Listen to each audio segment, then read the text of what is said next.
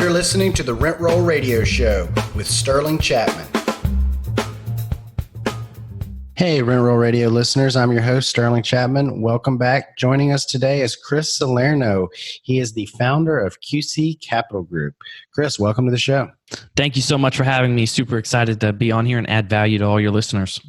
Awesome. Chris, can you give us just a rundown of kind of where you came from, what your story is, how you got into real estate? Yeah, for sure. So I started out in the single family industry. Let's step back even further. As a little kid, I was just so fascinated about real estate. I remember riding my bike through a luxury neighborhood that we did not live in, but I would sneak under the gate because it was gated. And I'd just ride my bike and I'd tell myself, one day I'll live in one of these houses.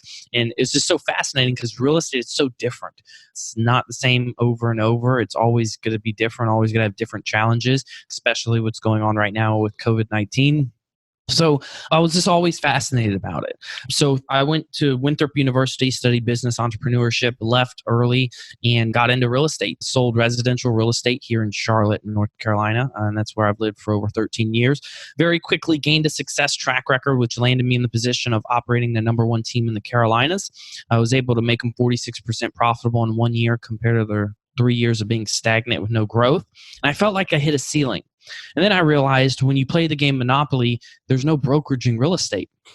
So I said, okay. I said, I need to own real estate. So from there, I started studying what asset class was the strongest between 2008 and 2012. And it was multifamily. Even articles now that if you follow me on social media, I'm blasting out there, multifamily is still the strongest asset class with this COVID-19. Yes, it may take an impact, but it will recover faster than any other asset class. And I hopped into it and just gave it my all. Like we chatted before, I don't do anything part-time. I do it 100%, 110%. And we were able to acquire a little over 40 million and 364 units just within 7 months. And this year our goal is 100 million assets under management. It may take a little impact because of what's going on, but we're still out there sourcing and buying deals. Awesome. Well, that sounds like you've put together quite a few accomplishments. So yes. To you. Can you take us back and tell us about how you started to approach your first multifamily deal? That's quite a jump from selling single family houses to buying a large apartment community. So what does that look like? Yeah, so I was touring an asset that was 91 units, and we only focus over 100 units, primarily B assets for our company. And I was touring, and this is when we first got started. So we didn't have that criteria when we first got started. You know, when you first get started, you're like, let's buy anything we can get our hands on. But we were looking at a 91 units here in Charlotte, and I'm always I'm a guy about options. And when you know me and all my team members that work for us know that I love options. So if you come to me with a situation, give me options in that situation. Yes, I can find out my options, but I like to figure out all my options and then choose. So after touring this 91 unit, I looked adjacent to the property and I said, what's that property? And the broker was like, well, that's a 44 unit. I said, well, would the seller be willing to sell? Because I want it all. 135 units, let's do it. And after he took a look at it, seller was willing to sell. Unfortunately, I lost out in best and final to the 91 unit. So about a week later, I called him back up. I said, hey, is the 44 still available? He said, yes. I said, well, numbers make sense. Numbers are really good, actually. Let's go ahead and see what we can do. And we were able to acquire it, which we were very excited about. So it was an off-market 44 units. And then that's when our criteria switched to minimum 100 units, primarily B assets. So why did your criteria switch? Because it's just like why I left the single family industry. And as you can see right here, my whiteboard, it's explaining single family versus a 10-plex versus 100 units. And it's just economies of scale. Of 44 units is you're going to put the same amount of work into it as you would a 300 unit apartment complex.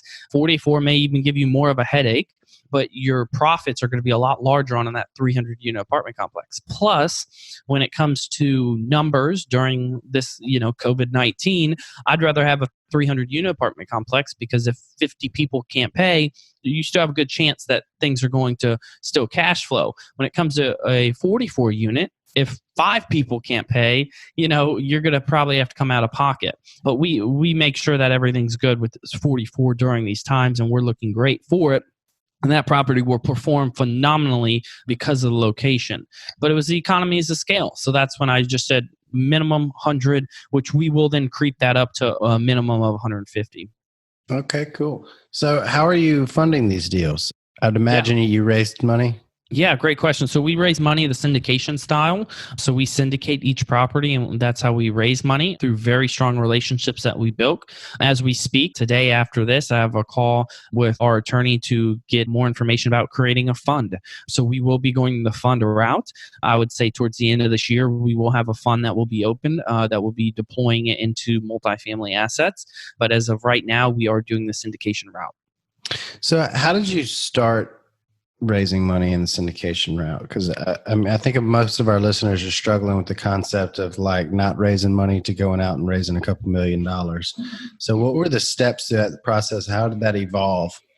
Yeah, I think a lot of people struggle with raising money. I think, your first deal is extremely the hardest. But when it comes to raising money, it's building strong relationships with potential investors, with the investors you currently have, and with other co-sponsors. It's just building very strong relationships, having everybody know what your mission statement is, what your goals for the company, where do you see the company, how everybody's going to grow with the company. I think that's extremely important. And when a potential investor aligns with that, then you can just grow a phenomenal company, and it's a lot easier to raise capital. Now, don't forget, the investor invests into the entity. They do not invest into your company. They invest into the entity that the property owns. So I know a lot of people get confused about that, but they don't actually invest into your company. They invest alongside of you into the entity. Got it. So what is the QC and QC Capital stand for? QC stands for Queen City, as our headquarters currently right now are in Charlotte, North Carolina, which QC stands for the Queen City of Charlotte. But late last night, my fiance said, well, why don't we make another baby? Because we just named a baby Cruz. Why don't we make another baby and put a Q on there? And that's what it can be stand for. So I said, oh, okay, well, give us some time because we have a 3-month-old. And I said, give me some time. I'm barely sleeping at night as it is. I have an 8-month-old and we're ready for another. It's the other way around. I want another one now, and my wife said, "Give me some time."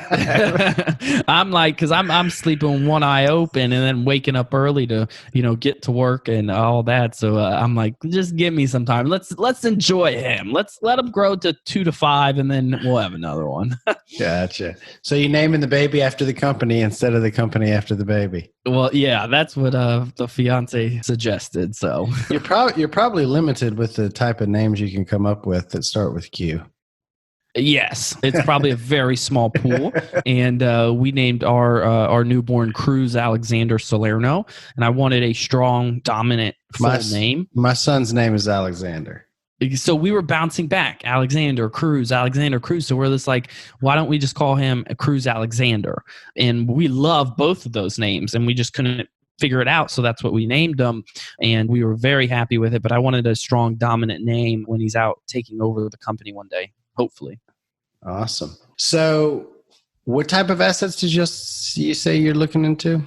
Yeah, so right now we're looking over 100 units, primarily B assets. We will look at A-. It just depends, but right now primarily B assets is what we're focused on. And what markets are you focused on? So primarily the Carolinas. So you're looking at Charlotte, Raleigh, Greenville, South Carolina, and Charleston. We are looking into Atlanta, Orlando, and Jacksonville. But right now it's primarily the Carolinas. As we grow and expand, we will hop into those other markets. So what have been your biggest challenges expanding? Ooh, yeah. Building relationships is always a big challenge. And one way I do that, and I'll give a golden nugget to all your listeners as they're growing a business. One way I do that is I don't reach out to a broker or someone said, hey, do you know this individual? I'll say no. And I don't reach out to them personally. I always ask for them to do an email introduction. So with my brokers, if I'm looking at an asset and I know that same company, and when it's in multifamily, you really have 3 to 4 large companies: Newmark Knight Frank, Cushman and Wakefield, JLL. Marcus and Millichap's not big here in Charlotte, but Those are the really big companies that we've noticed that really CBRE too put out great quality assets. So if I'm looking, for example, in Atlanta or Orlando or South Florida, and I knew it was with a Newmark Knight Frank agent, I'm going to reach out to the previous Newmark Knight Frank agents that I've built relationships with, and I'm going to say, hey, we're looking at this asset in South Florida. Can you go ahead and do an email introduction to Sterling for me, please? I'd love to ask questions about the deal. So they'll do an email introduction. And when they do that email introduction, because they're with the same company, it kind of takes down that wall where I don't have to build up that trust and that relationship, over time. It kind of takes that down where it's a lot easier to build it up and go over that hurdle, which I found extremely helpful. And I ensure that our acquisition specialist, he came from a broker background of Marcus and Millichap. So he's also able to build that relationship strong with the brokers as I am too, is because I have that broker experience and they like that. And most brokers want to end up coming on to the ownership side of the deals. Do you let most of the brokers come onto the ownership side of the deals? Well, I mean, when it comes to it, as they all want to end up one day being a owner operator. I gotcha. So us used to being a broker has definitely, it's built that relationship with them because we used to be a broker. Now we're owner operator and they want to do that same thing. So they open up more to us. But I've had a couple brokers reach out to me that want to come on to our next acquisition, which I'm all for it. They've reached out to me by the blue and said, we love what you're doing. We love where you're going with the company. Let us know on your next acquisition and we'll invest. So I'm all for if brokers want to invest. So what does your company structure look like? How many people are on your team, your direct team, and who wears which hats, and kind of how does that evolve from you being a broker and just going, well, I want to go and I want to go and buy apartment complexes. Fill in the gap for me. Yeah. So I'll start from the beginning. As any entrepreneur, no matter what career you're in, creating Apple, creating Google, Microsoft, you do it all. I remember I was watching a documentary, I believe, of Warren Buffett. And he said, when we first got started, I would physically write checks to all the shareholders. So when it starts out, you do everything. So I wore every hat: acquisition, underwriting, investor relation, you name it, I did it. And as we evolved, I did not hunt for the individuals who work with us. And that's a big thing to me. I let them find me.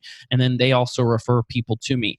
As a lot of people know, Grant Cardone let off a handful of people, and my underwriter knows someone who is in their investor relations role that now we're talking to bring him on to our company. So that's how I like to grow a company within that is very tight niche. I don't want to throw something out on LinkedIn, which I may, as we grow a company. Our goal is to have 10 to 15 billion under management. And to grow a large multi-billion-dollar company, we'll have to, post stuff like that. But I like to really hire within with a tight niche starting off as our foundation. So once my underwriter actually found me, I decided to bring him on board and then leverage that. And then when it comes to acquisitions, my acquisitions specialist added value to me. And then from there, I decided to bring him on. Then now we have an intern. So I'm basically investor relations and reaching out to potential investors and building strong relationships with them, where we have an acquisition specialist who reaches out to brokers, builds relationships with brokers. And also I built those relationships so brokers don't necessarily want to go to someone new now. They want to still come to me. So I make sure he's CC'd on all emails, off-market deals.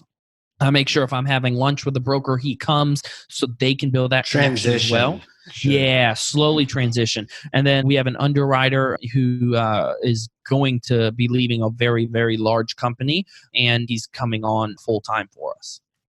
Awesome. So how do you structure your deals between your general partnership and your investors? Great question. Yeah, each deal's different. I can give you an example of what we're looking to do, but each deal's different, so I can't give exact numbers, but we're doing a waterfall structure. So Class A members is a 10% preferred return annually, minimum $100,000 investment, and they do not get to participate in the sale. Class B members are a minimum $50,000 investment. That is a 7% preferred return, and they do get to participate in the sale. So that's a waterfall structure that we are slowly implementing, and more than likely will implement on our next acquisition, but I can't dive deep into any numbers or anything like that because each deal is different. So can you walk through the numbers of a deal? Do you have a past deal that you can I do, but I cannot walk through numbers because of the structure we've done those deals. It would be against SEC to throw out numbers. So unfortunately, I cannot. But on our next offering, if anyone's on our emailing list, they'll be able to see how we structure them. So are you doing 506c offerings? So we've done 506c offerings in the past, but we're more than likely will be doing 506b offerings because we do not market. But in that 506b, we do know that we are allowed 35 sophisticated, but we do not take sophisticated. We only take accredited investors, and we've built prior relations more than 1 month before that deal's gone under contract with those investors. Gotcha. So what advice do you have for anybody else that's looking to transition into the syndication business? Yeah. So, but before I made that full leap, I educated myself for about 6 months. I read PPMs. I went on the government website, SEC, to read PPMs. I listened to podcasts like yours, like ours. I went on YouTube, understood, the lingo, and then I hired a coach. And that coach has definitely projected me to the next level by understanding, limiting my mistakes, and making connections to me. So that's been extremely beneficial. So I would say, getting into the space, depending how serious you are, if you want to really grow a huge business, then you definitely should hire a coach, hire a mentor. But if you don't, then you can definitely go ahead and do it yourself. It just all depends. If your goal is to make $10,000 a month, you can easily do that yourself. If your goal is to make $5 million a month, you're going to have a mentor. You're going to have a business coach to limit your mistakes to get there. So as you can probably tell, our goal is extremely high, as I stated before, with a multi-billion, 10 to 15 billion under management within 10 years. So we're definitely going to have more business coaches and coaches to ensure that we are limiting our mistakes and we're growing to a substantial level. So educate yourself before you even get into the business. Once you have yourself educated well enough, then start to go out and acquire. I always tell everybody, invest as an LP, so you can understand, how distributions are, how things are operated. Any LP investor that invests alongside of us, I always let them, if they want to really get more of a hands-on experience, I always let them get more of a hands-on experience. One, because I want to help educate everybody, and I want everybody to grow and reach their goals. So if their goal is to become a owner-operator and do it themselves, then I'm more than happy to show them the ropes so they can understand it and grow. Awesome. How old are you, Chris? I just turned 25 a couple weeks ago. I normally don't give that out, but That's I just awesome. turned 25 a couple weeks ago. Well, I think at this point you've earned the credibility to have, that's a bragging point to have accomplished that much by that age. We're on video, so I can tell you don't have the wrinkles or the gray. So not yet. This video I have a little filter on it. By the time that 3-month-old is 8 months old, you'll have some grays. Oh, I know, and I may have to go get Botox too by the time then. But yeah, so I always say, and especially for those young listeners out there, and I get this sometimes, and we're creating a fund right now, and our fund will probably be around a $500 million fund, which will be difficult, and I know my age may come across conversations with large investors who are looking to deploy capital into it, but I always say, business does not have a limit. Business does not have an age. It comes down to really experience into it, but it also comes down to that individual wanting to soak up all that experience. And I learned very quickly, and I've learned very quickly on the real estate industry and how to make a profit and find good deals. And I think that's what comes down to it at the end of the day. They want to make sure they're getting a return on their investment. And I think anyone can do that. So it definitely comes down to soaking up as much knowledge from everybody and anybody. And I'm learning every day. Everyone is.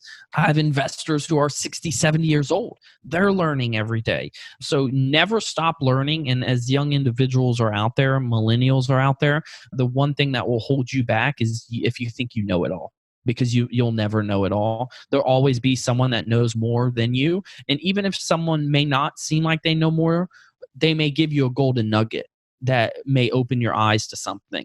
So never judge a book by its cover, because it's super important to have an open mind depending on what meetings you're going into.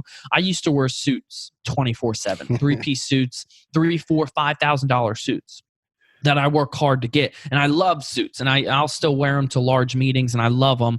But I've learned that in this multifamily space, not a lot of people wear suits for the syndication route. Now, going to the fund structure, I'm sure a lot of people wear suits because that's more of a higher level.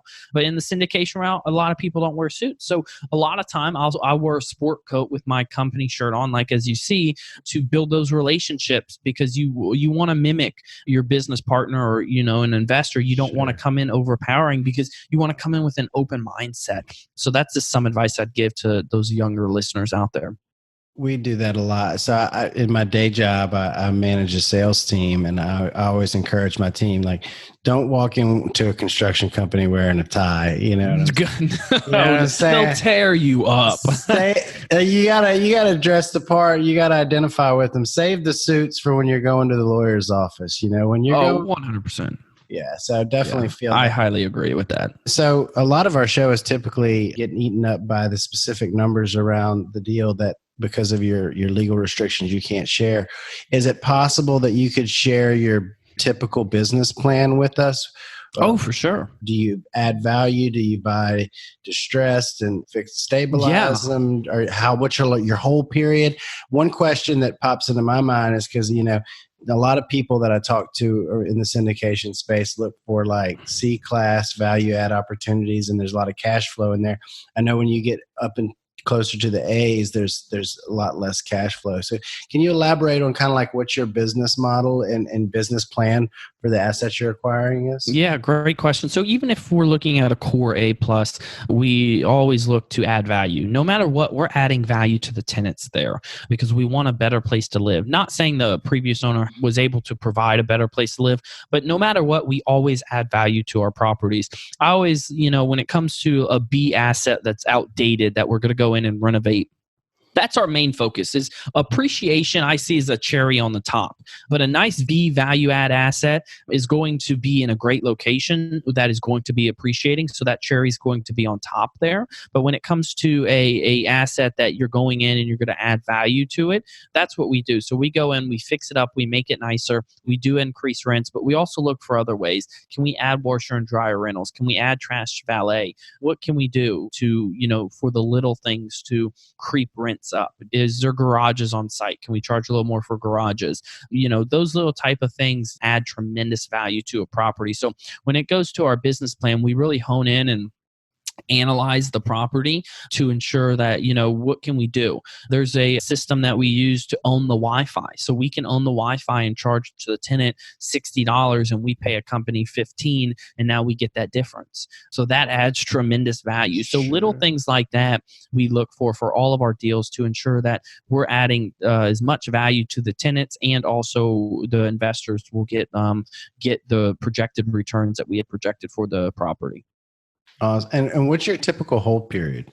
Yeah. So it all depends. We underwrite for a 5-year. There's a couple deals depending on the deals. We have a 7 to 10 year underwriting. But, right now, if you asked me, for example, if I bought a deal 2 years ago and 6 months ago, if I knew we were going to hit our projections, yes, we'll sell. I mean, everybody would want to sell to get their projections sooner than later.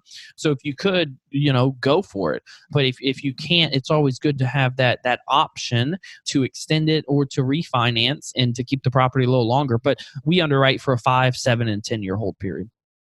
Awesome.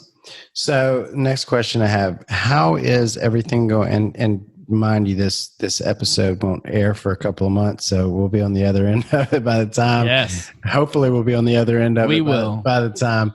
How is COVID-19 affecting your business and your decisions to buy or sell or yeah. So right now it's March 27th. So no really multifamily owner will understand what's going on until April 5th to April 10th, because rent's due at the 1st, it's late on the 5th. So we're not going to understand it till the 5th to the 10th. So we're all, we're preparing for that. We've gotten with our property managers to work closely with them to ensure that, look, if you can't pay that full amount on once a month, let's do it on a weekly basis. Let's let's take out little chunks on a weekly basis to ensure we hit that total amount. So we're watching that very closely. We've sent out notices at the beginning of March to ensure, look, if anyone's been affected, please contact us. Let us know if anyone's been affected so we can work a payment plan with you.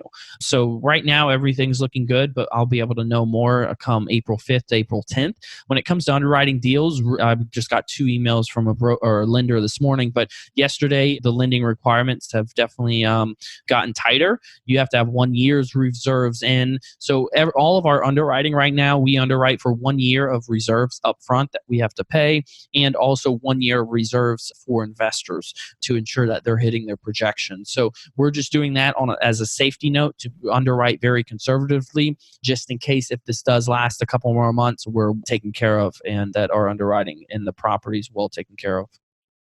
Awesome. So I know you've got your next meeting, so I'm gonna fast forward to our radio round. First, it's just 3 questions to help our listeners get to know you a little bit better. First question is, what's your favorite book? Ooh, I have a lot, and I'm looking at them right now.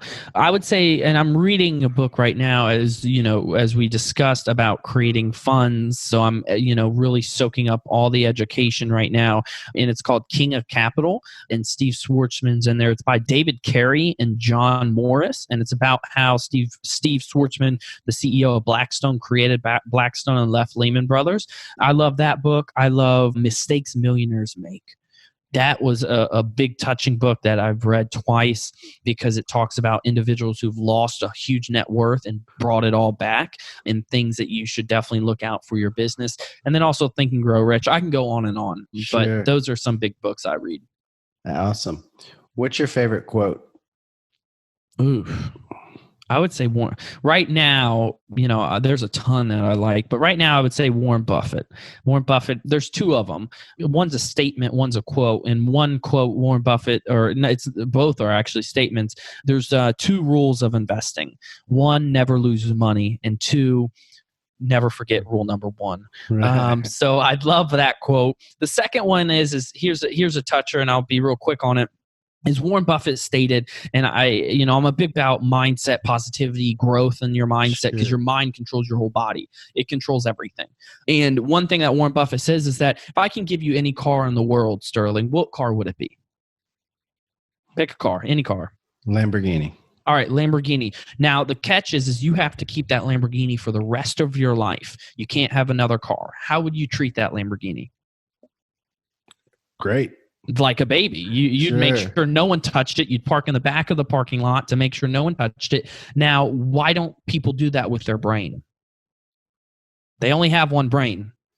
A car you can trade in every month, every day if you wanted to. But your brain, you only have one brain. So why don't you give it the correct knowledge? Why don't you take care of it? Why don't you nurture it? Why don't you grow your knowledge? And that's always stuck with me, is that statement that he's made. And I tell everybody that because it's true. Build your brain up into a positive, strong-minded brain, because that's the strongest part of your body. It controls your body. It controls your decisions. So if you treat it like it's your only car that you'll have for the rest of your life, then you'll grow a massive business. Absolutely. And that mindset, it seems to be working out well for you so far. Yes, I love it. I'm a big believer in it. Chris, where can our listeners find out more about you? Yes, you can find out on Instagram, Chris_Salerno_. We do have a YouTube channel, Chris Salerno. But email me directly, chris@qccapitalgroup.com. Our website is currently down and being rebranded. So once that's up, if you follow me on social media, you'll be able to see that. I also have a closed Facebook group where you can network alongside me, and that's the Mindful Multifamily Network on Facebook. So that's where you'll be able to find me and connect. Awesome. Chris, thanks so much for joining the show. Thanks for adding value to our listeners, and I look forward to keeping up with you on social media. Likewise. Thank you so much for having me on. All right. Talk to you soon. All right. Bye. Thanks for tuning in to the Rent Roll Radio Show, brought to you by Crestworth Capital. We hope you enjoyed the show, and if you did, please hit the subscribe button and leave us a rating and review. You can also visit us at crestworthcapital.com or rentrollradio.com, or follow us on Facebook at Rentroll Radio or at Crestworth Capital.